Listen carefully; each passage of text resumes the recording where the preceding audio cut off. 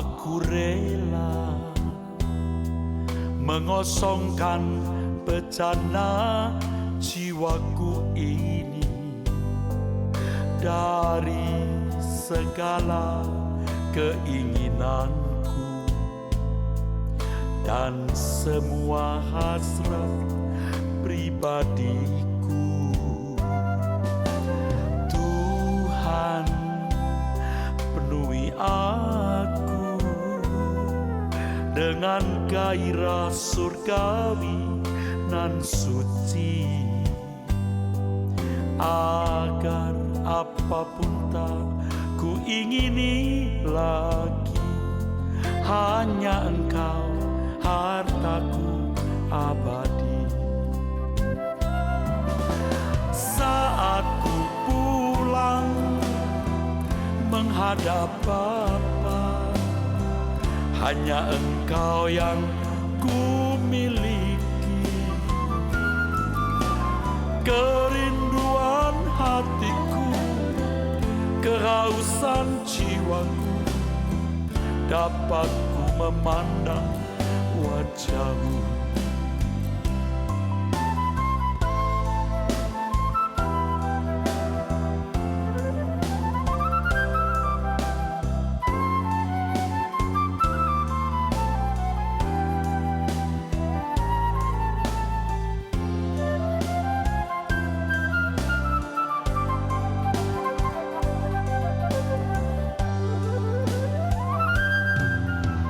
Tuhan, aku rela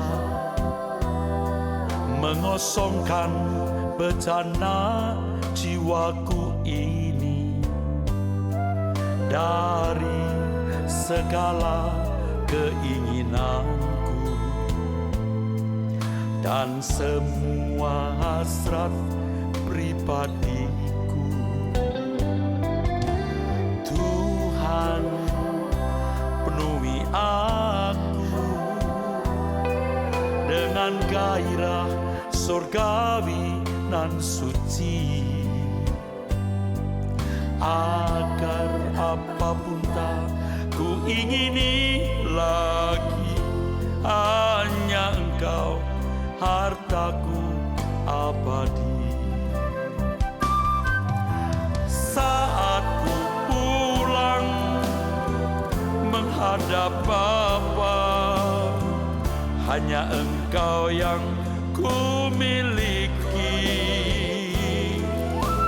Kerinduan hatiku, kehausan jiwaku, dapat ku memandang wajah-Mu. Saat ku pulang menghadap Bapa, hanya Engkau yang ku miliki. Kerinduan hatiku, kehausan jiwaku, dapat ku memandang wajah-Mu.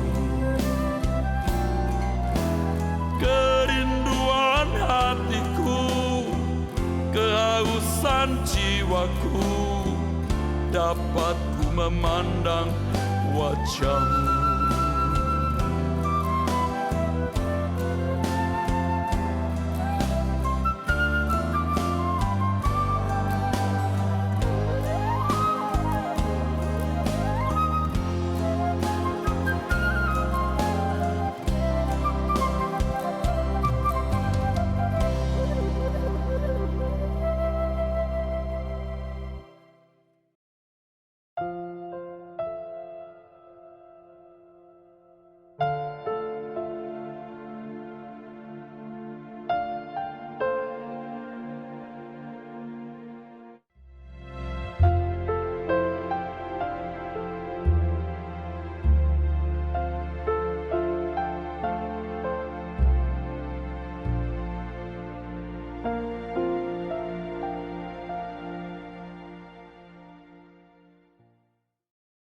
Baik Bapak Ibu, kesalahan banyak orang Kristen hari ini adalah selalu mau menyelesaikan segala sesuatu dengan cara-cara cepat, ajaib, dan spektakuler.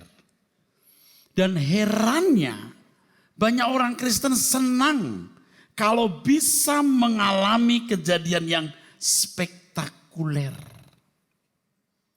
Cari kerjaan 2-3 tahun gak dapet, oh gak spektakuler. Udah 30 lebih dari kantor-kantor yang dia datangi. Sudah lebih 50, mungkin juga lebih 60 surat lamaran yang dilayangkan. 30 yang memanggil dia itu pun gak ada yang nerima. Tapi beda kalau sekali membuat lamaran langsung diterima, ajaib. Banyak orang Kristen suka hal begitu. Sembuh dari sakit, sekali berdoa langsung sembuh. Tapi kalau sembuhnya lewat perjalanan waktu, jaga pola makan, olahraga, kena sinar matahari yang cukup, nggak dianggap ajaib. Sekilas hal ini tidak ada salahnya, apalagi biasanya permohonan untuk menyelesaikan segala masalah selalu melalui doa. Tetapi sebenarnya hal ini dapat merusak hukum tabur tuai yang tadi saya kemukakan. Bagi orang kafir yang belum mengerti kebenaran dan tidak memahami arti hukum tabur tuai, mereka lebih mudah mengalami mujizat. Ya, karena mereka belum mengenal hukum ini. Lagi pula Tuhan mau menunjukkan mujizatnya. Sebentar saya jelaskan. Mengapa kalau orang Kristen yang baru belum mengenal Tuhan cepat mendapat mujizat? Coba di KKR, saudara. Kalau orang belum mengenal Tuhan Yesus dengan baik datang ke gereja lebih gampang sembuh. Tapi orang Kristen lama, nah. Jadi mereka yang belum mengerti kebenaran tidak dituntut tanggung jawab. Yang ditabur dituai, belum mengerti Galatia 6 ayat 1 itu saudaraku. Lagi pula Allah adalah Allah yang tidak memaksa orang untuk percaya. Tapi Allah juga harus memberikan bukti-bukti kehadirannya.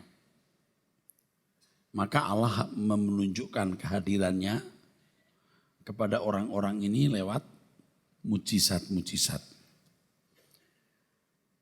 Jadi jangan Bapak Ibu pikir bahwa mujizat itu akan bisa berlangsung terus-menerus. Itu hanya sebagai tanda, dan bagi orang Kristen yang dewasa mestinya tidak mencari mujizat lagi. Gereja yang dewasa tidak menawarkan mujizat lagi. Gereja yang dewasa menawarkan tanggung jawab. Kita beri kemuliaan untuk Tuhan.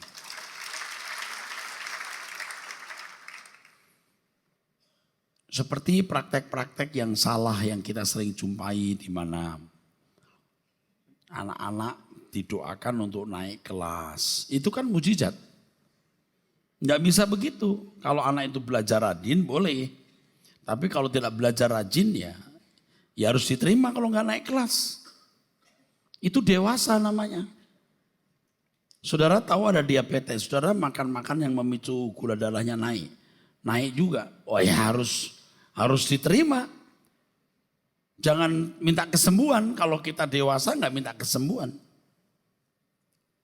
Jadi kalau ada seorang pendeta yang mengiming-imingi mujizat untuk menyelesaikan dengan mudah segala masalah, tetapi tidak mengajarkan prinsip tanggung jawab oleh karena ada hukum tabur tuai, maka itu menyesatkan umat dan menjadikan mereka jemaat yang tidak bertanggung jawab. Tetapi kalau hari ini ada pendeta yang begitu, dianggap pendeta yang punya iman dan biasanya laris.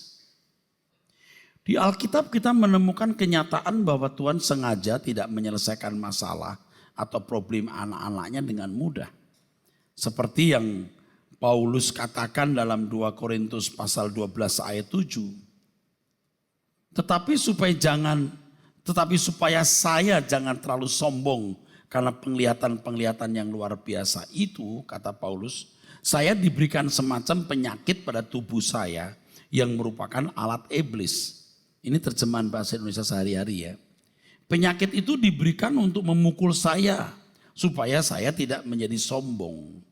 Thorn on the flesh, duri dalam daging di sini diterjemahkan dalam terjemahan sehari-hari sebagai penyakit yang memukul, atau dalam bahasa aslinya kolavize, dari kata kolavizo yang artinya memukul dengan kepalan tangan.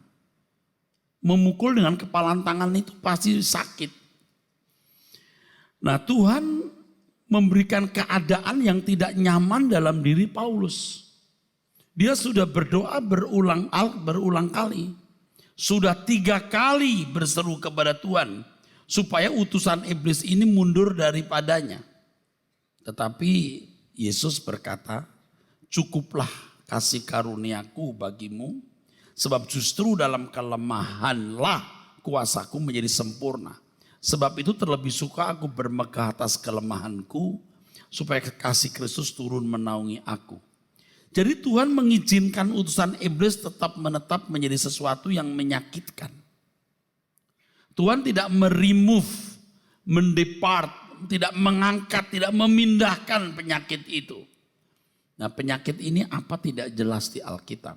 Ya, apakah ini orang berkata Paulus punya sakit mata? Paulus pernah menderita semacam penyakit ayat? Apakah ini karena seks? Ya, seks yang tidak ada salurannya kan tidak menikah, saudaraku, atau luka-luka bekas dari aniaya yang dia alami. Ada beberapa kemungkinan, tapi yang jelas duri dalam daging itu sesuatu yang menyakitkan. Dan ini jelas sekali Tuhan membiarkan keadaan yang tidak nyaman itu dalam diri Paulus. Jelas sekali. Keadaan yang tidak nyaman. Walaupun Tuhan memberi pengaman pada Paulus, bukan berarti Paulus tidak bisa berbuat dosa, tetap bisa. Tetapi dalam kesaksiannya di dalam 2 Korintus 5, 9-10 Paulus berkata, aku berusaha untuk berkenan. Jadi walaupun ada duri dalam daging, bukan berarti Paulus tidak bisa berbuat dosa, bisa berbuat dosa.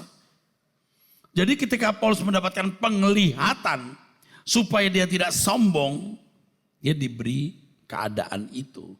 14 tahun dia menyimpan kesaksian itu. Hari ini kalau orang punya kesaksian lihat surga, lihat langit, cepat-cepat cerita. Kalau Paulus dia sembunyikan belasan tahun. Karena dia takut dia jadi sombong. Dan Tuhan menjagai dia. Nah, Paulus sendiri menyembunyikan kesaksian yang begitu hebat. Loh kak, sekarang orang ngumbar. Yang dicontoh tuh siapa? Kalau contoh Alkitab, dia nggak begitu. Jadi apapun bentuknya duri dalam daging itu tidak menyenangkan. Tetapi mendatangkan kebaikan. Jadi kalau ada hamba Tuhan atau pendeta yang menjanjikan jalan keluar dengan cara mudah, mujizat, atau dengan keajaiban Tuhan, harus dicurigai. Dia belum tentu mengenal kebenaran. Banyak ya kesalahan orang berpikir. Mereka beranggapan bahwa sesuatu yang tidak menyenangkan itu negatif. Sesuatu yang tidak menyenangkan itu merugikan. Ini keliru. Duri dalam daging yang dialami Paulus ternyata sarana Tuhan menghindarkan dirinya dari bahaya besar, yaitu dari kesombongan. Anak Tuhan yang benar, yang punya pengalaman hebat dalam hidupnya, diberi pengaman duri dalam daging. Sehingga tidak mudah dia menyaksikan pengalaman ajaib yang dia alami. Tapi kalau orang tidak memiliki duri dalam daging, semua serba lancar, dia mau cerita apa saja lancar, dia akan lebih menipu banyak orang. Ini berat nih saudara, ini berat. Nah, mujizat itu bukan ukuran kedewasaan dan perkenanan Tuhan. Pernahkah saudara memperkarakan kisah mengenai Elia yang bertanding melawan nabi-nabi Baal di 1 Raja-Raja 18? Elia bertanding dengan 450 nabi Baal. Mengenai siapakah di antara mereka yang dapat menurunkan api dari langit dan yang dapat membakar misbah kurban mereka.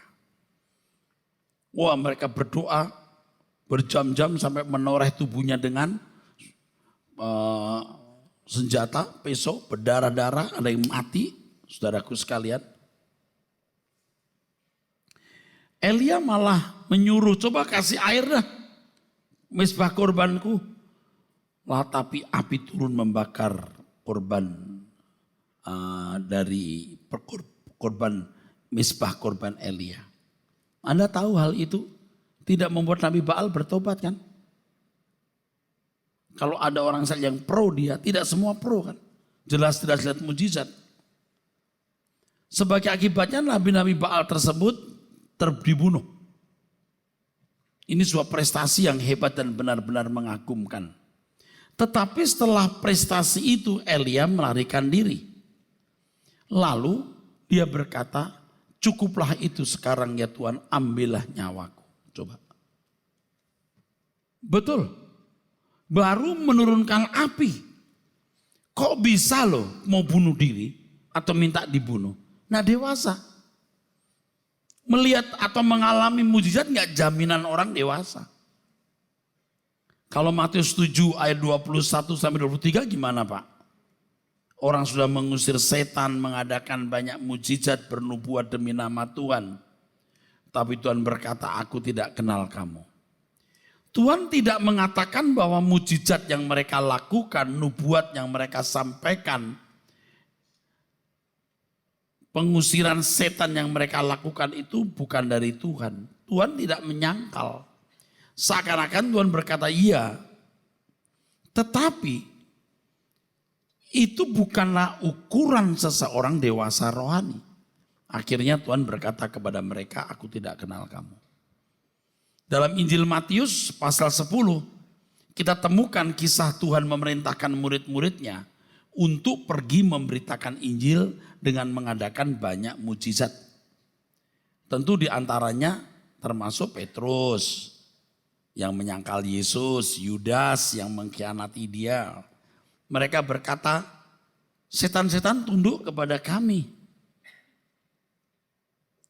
Tetapi apakah itu jaminan mereka jadi Kristen baik atau pengikut Yesus yang baik?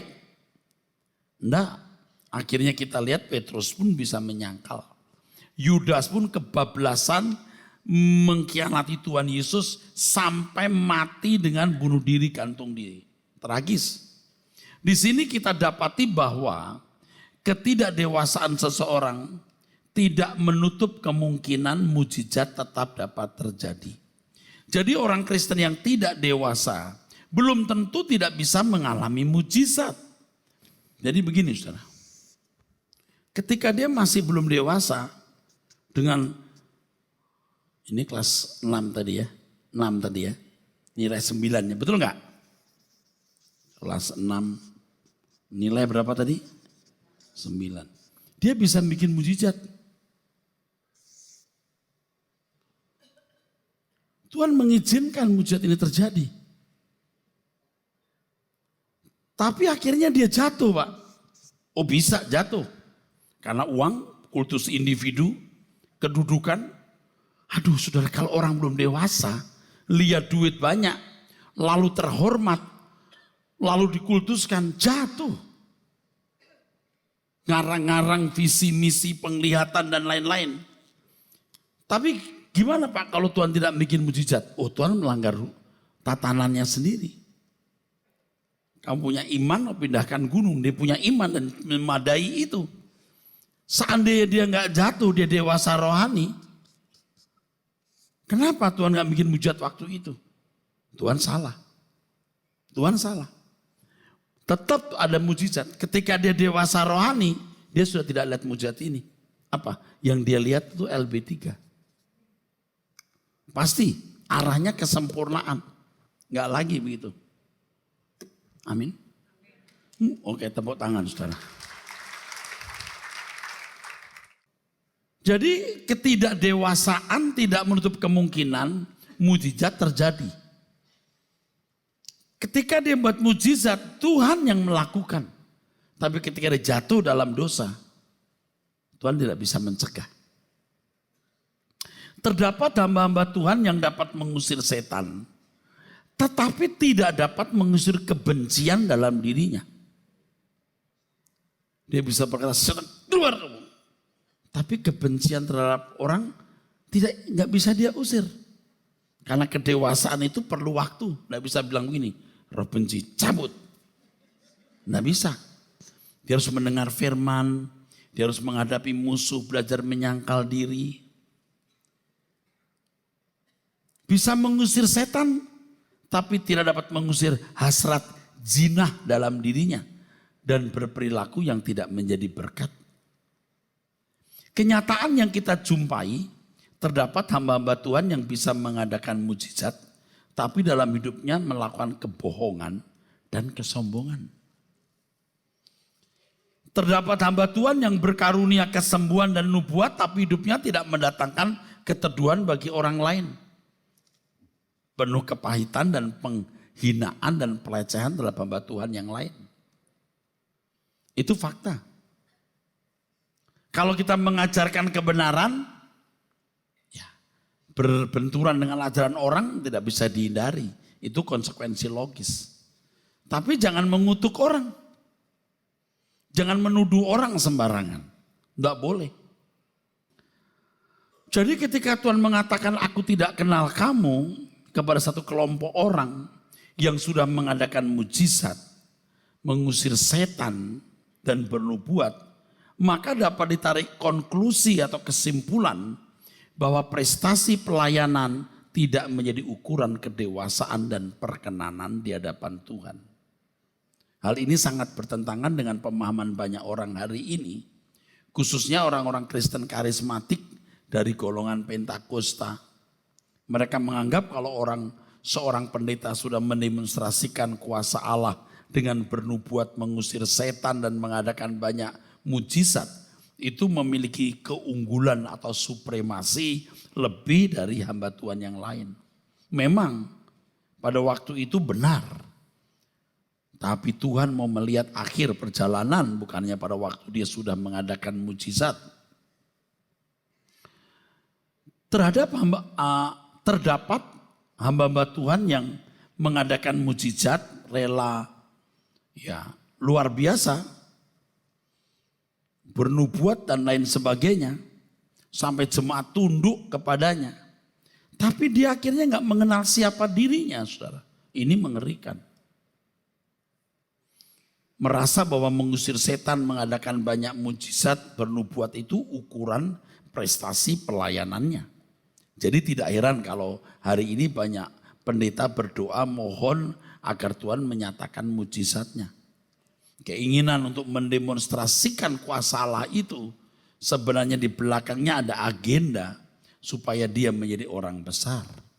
Doa semalam suntuk, puasa, bukan tidak boleh. Tetapi dipakai sebagai cara menarik kuasa Allah.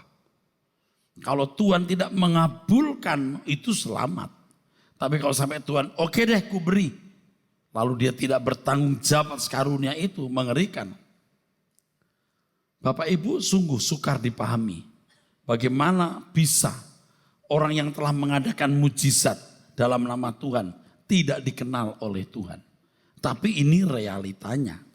Memang tidak dikenal itu kan artinya tidak dinikmati. Dan saya sudah sering mengatakan, aku tidak kenal kamu itu bukan oida. Artinya fullness of knowledge. Tapi ginosko. Ini tidak sama. Ginosko. Artinya apa? Menikmati. Ini kalau bahasa Yunaninya, Ibraninya yada. Yada itu bersetubuh. Dalam bahasa Inggrisnya new. No, new, non. Ketika Alkitab mengatakan Adam bersetubuh dengan Hawa, Adam knew Eve. bersetubuh, yada. Yada. Nah, kalau dikatakan aku tidak kenal kamu, aku tidak menikmati kamu. Kamu menikmati mujizatku, tapi aku tidak menikmati kelakuanmu. Kita beri tepuk tangan untuk kebenaran ini. Mujizat itu kita nikmati. Dinikmati jemaat, dinikmati itu pendeta. Tapi Tuhan tidak menikmati apa-apa. Kalaupun ada yang dinikmati, tidak menyenangkan. Ingat ilustrasi tadi, anak kita kalau kita beri mainan senang kita nikmati kan. Tapi kan gak standar. Yang bisa kita nikmati yang standar kita adalah anak dewasa, bisa cari nafkah, bisa dipercaya orang tua, nah itu baru bisa dinikmati. Saudara masih bersama saya? Mengerti yang saya maksud? Dengan kebenaran ini maka bagi hamba-hamba Tuhan yang ada di ladang Tuhan, diingatkan jangan jadi sombong, arogan dan bangga diri dengan prestasi pelayanan.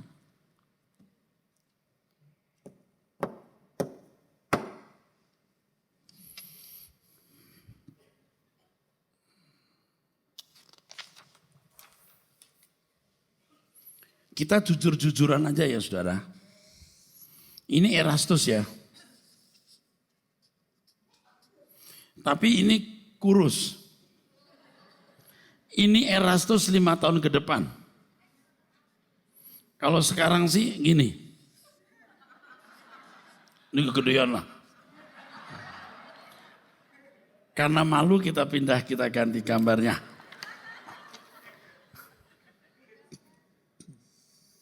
Yang proporsional aja deh ya.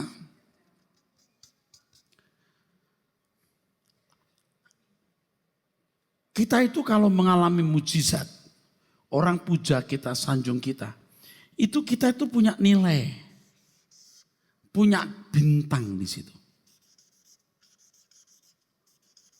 Bintangnya 3.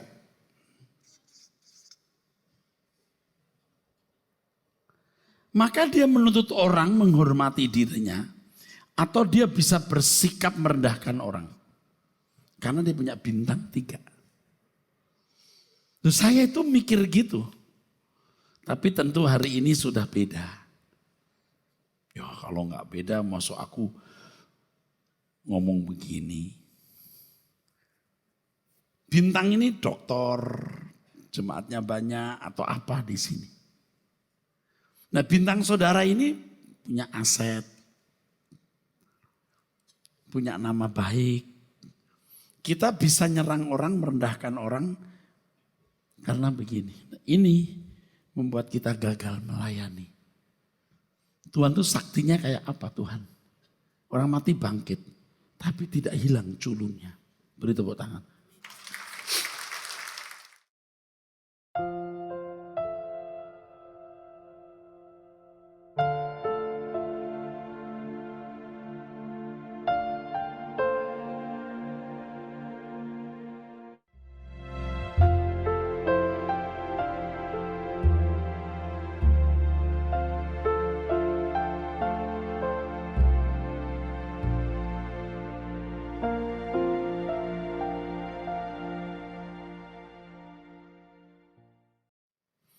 Kalau orang tidak punya bintang, kadang-kadang kampungannya keluar, punya otot. Lu macam gue kebunuh lo, gue gak takut orang lah. Dia gak punya apa-apa kecuali ngotot. Ada yang begitu. Dan ketemu orang kayak gitu susah kita, kenapa? Dia setengah binatang soalnya. Ngerti gak? Dia gak punya bintang apa-apa, udah miskin, pendidikannya rendah. Gak dikenal orang, menang ototnya. Yang ketemu gitu mendingan kita, udah gak usah urusan. Ya. Kalau kamu berkelahi, kamu ke sana deh, keragunan, lawan beruang deh. Nah yang lebih konyol itu gak punya bintang, gak punya keberanian, sombong. Aduh lu udah jelek hidup lagi. Sombong, jangan. Tuhan Yesus bintangnya banyak, tapi dia tetap merendahkan diri. mengosongkan diri. Saudara sadar nggak ya? Saya ngomong apa ini ya? Saudara mengerti ya? Jangan merasa punya sesuatu.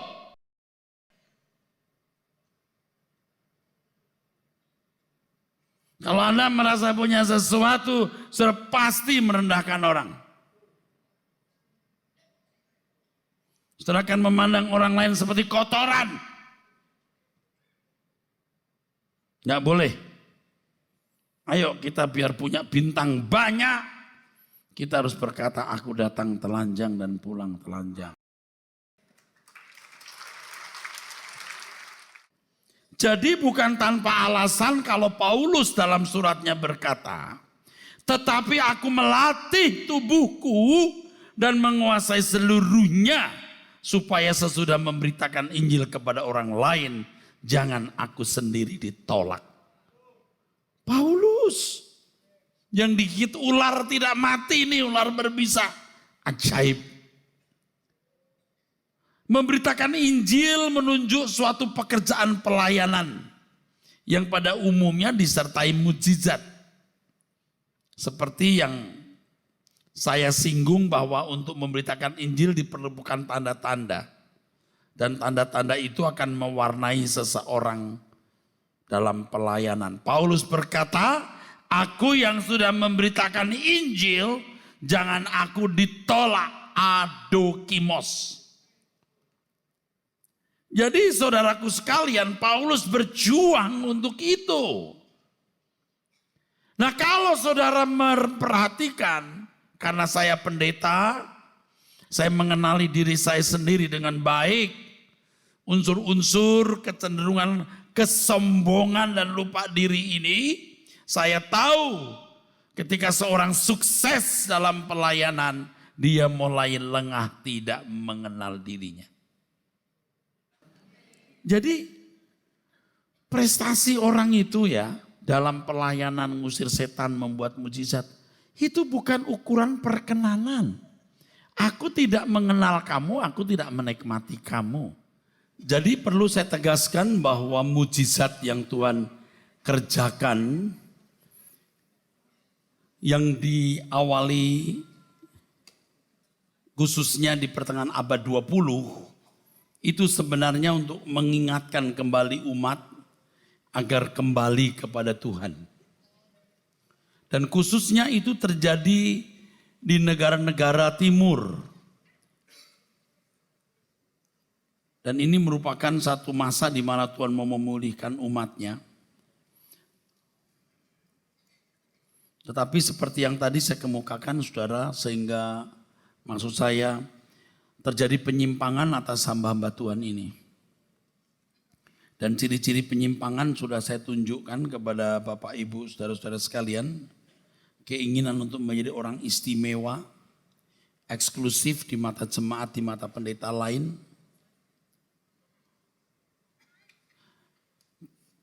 Tergoda membuat visi-visi, penglihatan-penglihatan dan mengaku sebagai menerima pesan-pesan dari Tuhan. Ketiga, terjerat oleh kekayaan. Keempat, terjerat oleh dosa percabulan, seks. Kelima, memiliki pengaruh kuat di masyarakat sehingga ikut terlibat dalam politik. Menjadi masalah yang harus dipecahkan. Seperti yang tadi telah kemukakan, ketika mereka menyatakan diri telah mengusir setan, mengadakan mujizat dan bernubuat, Tuhan berkata, aku tidak kenal kamu. Dan ini menjadi pertanyaan yang sering saudara dengar atau saudara sendiri memiliki pertanyaan itu. Ini sebenarnya dari setan atau dari Tuhan? Pada mulanya sangat besar kemungkinan dari Tuhan. Kalau menurut saya banyak hamba-hamba Tuhan yang dipakai Tuhan, menggiring banyak orang menjadi Kristen, mereka benar-benar dipakai Tuhan. Mujizat yang mereka miliki itu mujizat yang Tuhan adakan. Pada waktu hamba-hamba Tuhan ini memulai pelayanannya, mereka memulai dengan tulus dan sungguh-sungguh. walau ketulusannya belum matang atau belum sempurna. Tetapi dalam ukuran rohani pada waktu itu sudah cukup bagi mereka melayani Tuhan dengan baik. Mereka juga tidak bermaksud mau menjadi serakah. Ingat ini. Mereka tidak bercita-cita menjadi orang yang mata duitan, gila hormat, terlibat dalam penyalahgunaan kekuasaan rohani, berpolitik. Tidak ada yang bercita-cita untuk melakukan pelanggaran seks. Tidak ada yang bercita-cita mau melakukan pelanggaran moral. Pada waktu dalam usia rohani yang masih dipandang muda oleh Tuhan, walaupun mungkin secara biologis ia berumur, sudah tua, mereka bisa menerima karunia-karunia Tuhan. Di antaranya mengadakan mujizat. Jadi pada waktu mereka memulai pelayanan itu tulus, saudaraku, sungguh-sungguh. Tidak bercita-cita mau menyalahgunakan wewenang kekuasaan rohani. Tidak bercita-cita menjadi mata duitan, mata keranjangan, mau dikultuskan. Tidak bercita-cita melakukan pelanggaran moral dan lain-lain. Maka Tuhan mempercayakan juga, memberikan juga karunia-karunia mujizat itu. Benar-benar dari Tuhan. Jadi kalau ada yang bertanya, mengapa Tuhan mempercayai mereka? Kalau suatu hari mereka bisa jatuh. Bukan jatuh. Atau bukan berarti pasti jatuh. Bisa, tapi tidak harus. Tuhan harus konsekuen memenuhi firman-Nya. Sebab Tuhan berjanji menyertai pelayanan hamba-hambanya dengan kuasa untuk Injil-Nya. Adapun kalau pada akhirnya mereka menyimpang, tentu bukan Tuhan yang disalahkan. Kalau mereka suatu hari tidak menyimpang, dan Tuhan menahan karunia mujizatnya, Tuhan tidak fair. Saudara ngerti maksud saya? Amin.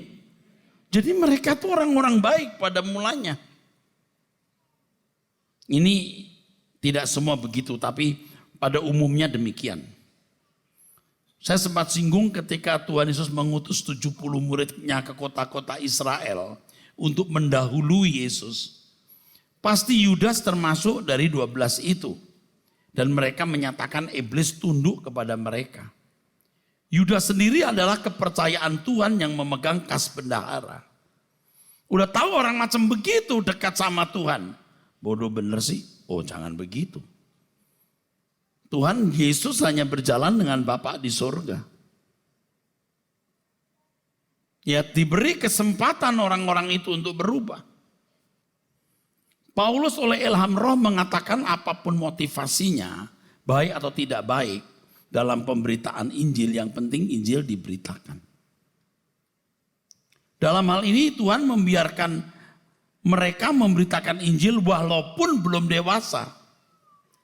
Kalau Tuhan membiarkan mereka memberitakan Injil dengan maksud yang tidak baik, tentu Tuhan juga memberi kesempatan kepada hamba Tuhan pemula yang memberitakan Injil dengan maksud baik. Yang maksudnya tidak baik saja dibiarkan. Ini baik, tapi belum dewasa. Maka Tuhan tetap memberikan karunia dan mujizat terjadi. Dan orang-orang Kristen juga diberkati, bukan tidak diberkati. Hamba Tuhan pemula ini hampir selalu memberitakan Injil dalam porsi yang sederhana. Misalnya yang diperkenalkan Yesus sebagai juru selamat. Tanpa memberikan dasar selamat itu apa, pokoknya selamat saja. Biasanya mereka berkhotbah menekankan mujizat dan berkat jasmani atau pemenuhan kebutuhan jasmani. Kalau berbicara mengenai moral, maka kebaikan moral yang diajarkan pasti kebaikan moral umum. Karena mereka belum memahami kedalaman hidup menurut roh. Tetapi kalau hamba Tuhan ini bertumbuh, maka ketika dia mulai lebih dewasa, dia pasti mengajarkan mengenai kedalaman iman Kristen, yaitu kesucian hidup, hati yang dipindahkan ke kerajaan surga, dan kesediaan mempertaruhkan hidup tanpa batas untuk Tuhan. Nah kalau jemaat hanya diparkir pada yang penting tidak jahat, percaya mujizat Tuhan, ayo perpuluhan diberikan. Kalau engkau memberikan persepuluhan, kamu akan diberkati berlipat ganda. Pasti di situ parkirnya. Dan jemaat tidak dididik untuk menjadi dewasa rohani. Kelihatannya itu baik, tapi meleset. Hamba-hamba Tuhan yang pada mulanya mengajarkan mujizat, mestinya setelah orang banyak datang, dia mengajarkan pendalaman kebenaran untuk mewujudkan keselamatan, yaitu dikembalikannya manusia ke rancangan Allah semula. Tetapi faktanya tidak sedikit yang terus berbicara mengenai mujizat. Lalu merasa bahwa jemaat itu miliknya. Dia kutuk kalau pindah gereja. Dia ancam kalau pindah gereja. Dia janjikan berkat. Berkat-berkat jasmani, saudaraku. Dan ini kita sudah tahu yang begini-begini, saudara. Dan biasanya kalau hamba-hamba Tuhan ini sudah kehabisan bahan khotbah, produknya adalah Tuhan berbicara kepada saya. Hari-hari ini Tuhan sedang berbuat begini, berbuat itu. Saya bukan mau melukai mereka loh ini maksudnya. Itu salah. Mereka tidak mau mengerti bahwa mujizat itu tanda. Semeion, petunjuk arah. Bukan goal, bukan tujuan.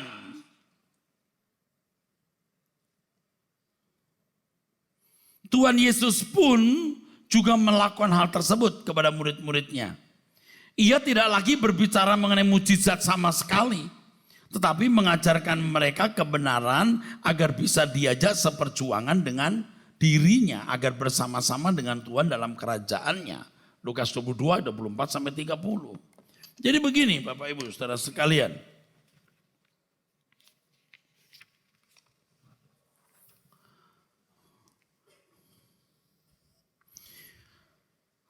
Ketika tahun 30 Tuhan Yesus naik ke surga, sekitar sampai tahun 50, 60 Paulus hidup, tahun 80, 90 Yohanes masih hidup, paling lama 100 tahun. Di sini sudah berhenti mujizat, yang ada ini aniaya. Sepanjang ini aniaya sampai tahun 380 Masehi. Kaisar Theodosius Agung mengkristenkan Eropa. Sudah tidak ada aniaya.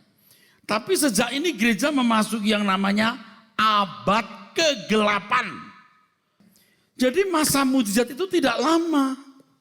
Tuhan Yesus 3,5 tahun. Setelah itu nggak lebih 40 tahun. Tidak lebih 30 tahun. Setelah itu aniaya. Gereja mengalami masa kegelapan. Gereja melawan kekuatan-kekuatan musuh yang menguasai Yerusalem yang dikenal dengan perang salib. Sibuk. Sudah nggak ada mujizat nyaris. Nah, sejak gerakan Pentakosta muncul, dikembalikanlah itu bahasa roh, karunia-karunia roh, termasuk karunia-karunia roh, karunia roh dalam mujizat tersebut. Itu pertengahan abad 20. Akhir abad 20 ini gereja-gereja Indonesia digelorakan dengan suasana praise and worship. Pujian penyembahan. Sekarang mau apa lagi nih? What next? Orang nunggu. Ya mestinya kalau kita tahu kita sekarang masuk pendewasaan. Kalau seorang hamba Tuhan bertumbuh dalam kedewasaan rohani yang benar, sesuai dengan maksud keselamatan diberikan, maka isi pemberitaannya pun juga bertumbuh atau progresif. Jadi kalau pemberitaan firman yang disampaikan si pendeta tidak berubah, berarti dia juga tidak mengalami perubahan atau pertumbuhan rohani. Dari dulu khotbahnya itu lagi. Enggak mengalami pertumbuhan rohani. Mestinya itu semakin dewasa, pasti kesucian hidup seperti yang Tuhan Yesus peragakan, yang diajarkan. Pasti langit baru, bumi baru. Yang ketiga, sudah tidak lagi mengharapkan mujizat tetapi tanggung jawab. Ketika seorang hamba Tuhan dapat menunjukkan atau mendemonstrasikan kuasa Allah atau mujizat, pada waktu itu ia mendapat tanggung jawab untuk bisa memikul beban sebagai orang yang harus dipercayai Tuhan. Harus bisa. Kalau kemudian ia menyimpang, seperti yang saya singgung tadi, jatuh dalam dosa, kesombongan, memalsu karunia, dosa materi, dosa seks, dosa haus kekuasaan, itu karena kehendak bebasnya memilih. Selanjutnya ia harus memikul akibatnya. Jadi kepada hamba-hamba Tuhan yang dipakai Tuhan luar biasa hari ini, wahai saudara hamba-hamba Tuhan yang dipakai Tuhan hari ini, yang dipakai luar biasa, saudara harus menyadari ada tuntutan yang harus dipenuhi. Semakin banyak karunia diberi, maka tanggung jawabnya pun semakin besar. Ketika seorang hamba Tuhan jatuh atau menyimpang, apakah masih bisa melakukan mujizat? Nah, ini luar biasa. Kalau sudah jatuh dalam dosa, sudah menyimpang, apakah masih bisa melakukan mujizat? Masih, tetapi biasanya mengurangi intensitasnya. Volume mujizat yang terjadi dikurangi. Jangankan dia jatuh dalam dosa, tidak jatuh dalam dosa pun dikurangi. Sebab itu tanda. Dan ketika dikurangi itu peringatan. Kalau bagi yang jatuh dalam dosa harus bertobat, bagi yang tidak bertumbuh harus menjadi peringatan untuk next level. Moving to next level. Bergerak ke level yang lebih tinggi. Ini peringatan. Tetapi kalau ia tidak bertobat, nah Tuhan mulai menghentikan itu mujizatnya. Atau Tuhan membongkar dosanya di depan umum. Terpaksa Tuhan mempermalukan dia. Dan kalau sudah begitu, dia tidak mendapat legitimasi dari masyarakat. Selain itu dia tidak punya keyakinan lagi itu bisa membuat mujizat. Biasanya kalau mujizat mulai berkurang, maka sebagai kompensasinya mengada-ada kesaksian. Kesaksian mujizatnya pun mulai banyak yang palsu.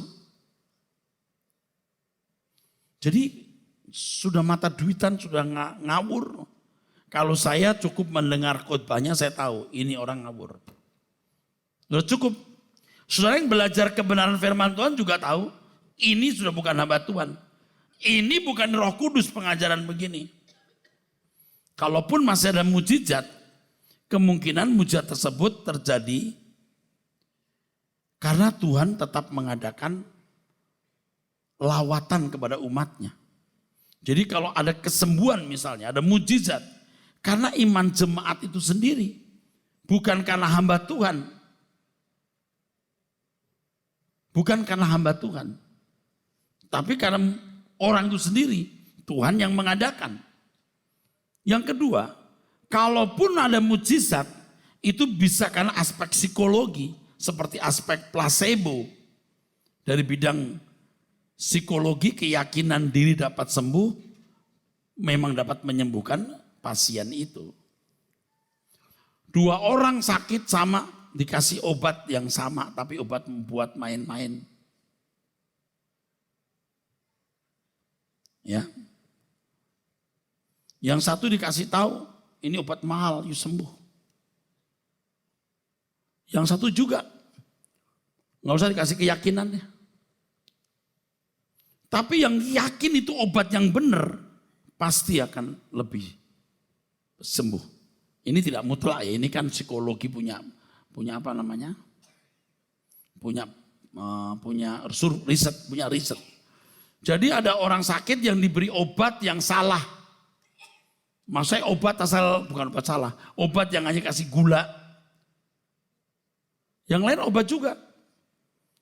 Tapi yang yakin ini obat nih juga bisa mengalami kesembuhan. Walaupun gak ada unsur-unsur obat di dalam pil itu. Efek psikologi bisa menyembuhkan. Walaupun yang diberikan bukan obat juga bisa menyembuhkan. Dari penemuan bidang psikologi ini, keyakinan diri dapat sembuh dari sakit dan menyembuhkan pasien. Jadi kesembuhan itu bisa terjadi karena iman si jemaat, bukan pendeta. 2, karena efek psikologi. 3, karena kuasa kegelapan intervensi. Wah, kalau ini sudah berat. Kesembuhan ilahi karena kuasa kegelapan tidak akan membuat orang itu hidup benar. Ia hanya membanggakan kesembuhan ilahinya tanpa berubah semakin sempurna. Biasanya orang seperti ini memuji-muji hamba Tuhan yang mendoakan. Hal ini menyempurnakan penyimpangan, menyempurnakan kerusakan si pendeta itu. Dalam hal ini kita dapat menemukan sebuah ciri dari pelayanan yang menyimpang.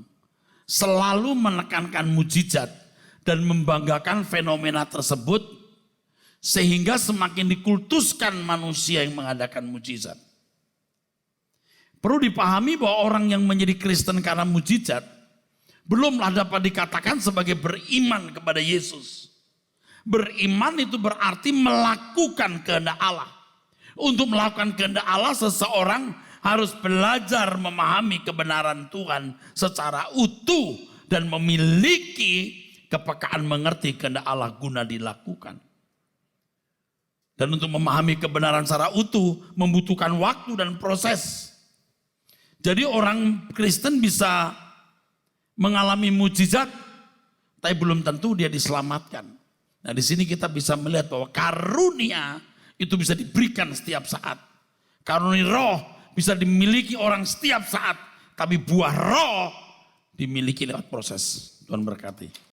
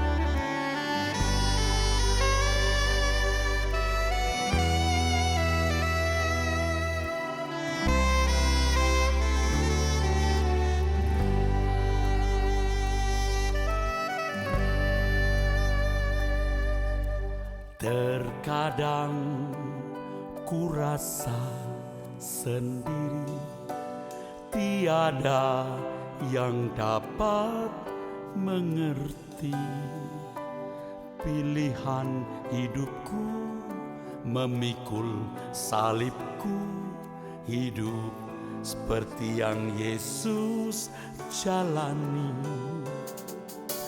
menatap dunia yang terhilang. Siapa yang rela menghadang jiwa-jiwa kekal menuju binasa, terpisah dari Bapa selamanya. Bagaimanapun ku selalu tetap setia ikut jejakmu. Selamatkan jiwa-jiwa jadi sempurna seperti Bapa. Bersamamu penebusku, ku ambil bagian penderitaan sampai kau datang kembali. Kau dapatiku tetap setia.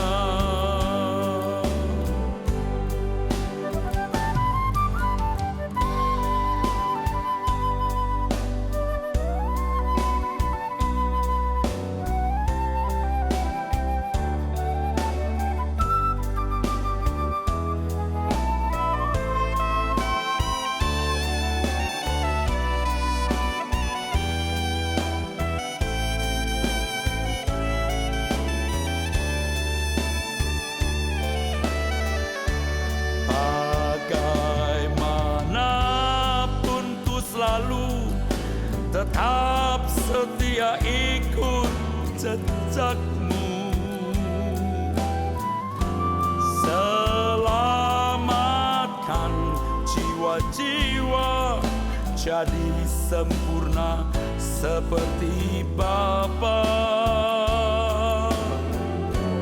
Bersamamu penebusku, ku ambil bagian penderitaan sampai kau datang kembali. Kau dapatiku tetap setia sampai kau datang kembali. Kau dapatiku tetap setia.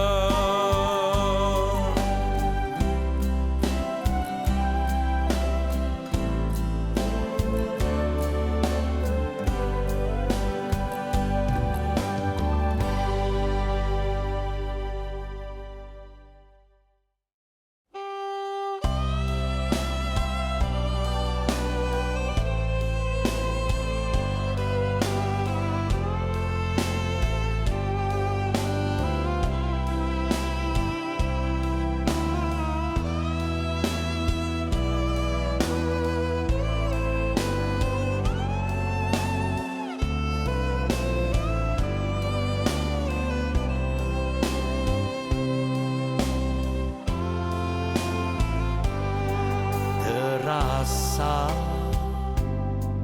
dunia ini hampa, fana, tiada bermakna. Semua kelabu, yang elok pun semu.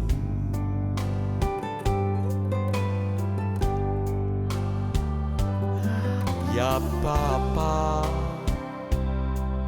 nyalakan nafasmu seperti pada putramu.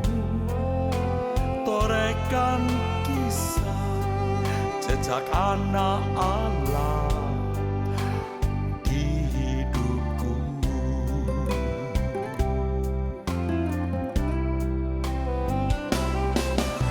Di hamparan padang kehidupan, ku rajut senyummu. Perjalanan ini walau dalam bara, mengukir permata. Di rengkuhmu rencana jiwaku,